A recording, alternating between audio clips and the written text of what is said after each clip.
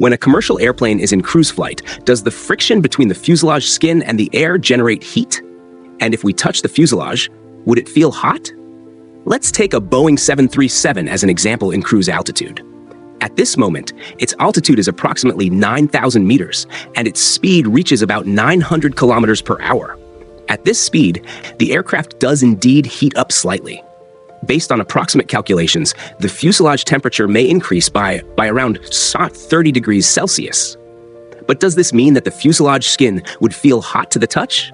Actually, no.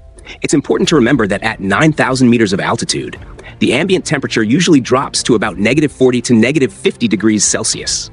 If we assume an initial fuselage temperature of -40 degrees, even with an increase of 30 degrees, it would still be at -10 degrees Celsius. At this temperature, instead of feeling hot, you would probably feel cold if you touched it. Now, some may say, but the Boeing 737 is a subsonic aircraft, way too slow. What if it were a supersonic plane, like the Concorde? Would its fuselage feel hot? Well, the Concorde cruised at a speed of Mach 2, which is over 2,000 kilometers per hour. At this speed, the fuselage temperature did indeed rise, reaching more than 100 degrees Celsius in some parts of the aircraft. If you touched the fuselage, you would definitely feel intense heat. But does this heat come from air friction? Actually, no. The main factor responsible for heating is air compression. When an aircraft flies at high speed, the air in front of it is rapidly compressed, generating large amounts of heat, which are then transferred to the fuselage. This effect is strongest at the front of the aircraft, where air compression is the most intense, sometimes raising the temperature by as much as 200 degrees Celsius. On the other hand, the heat generated by air friction is negligible. Moreover, if someone wanted to feel the Concorde's fuselage temperature in flight, it would be impossible.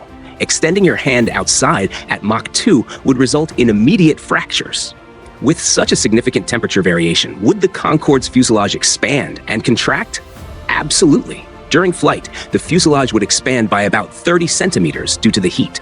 Near the cabin walls, small gaps could even appear. It is said that, on the final flight of some retired Concordes, engineers would place their hats in these gaps. Once the aircraft landed and cooled down, the gaps would disappear, permanently trapping the hats inside the fuselage, a symbolic tribute to the Concorde era. And what other aircraft experienced significant temperature changes during flight? If you know, share in the comments. See you in the next video.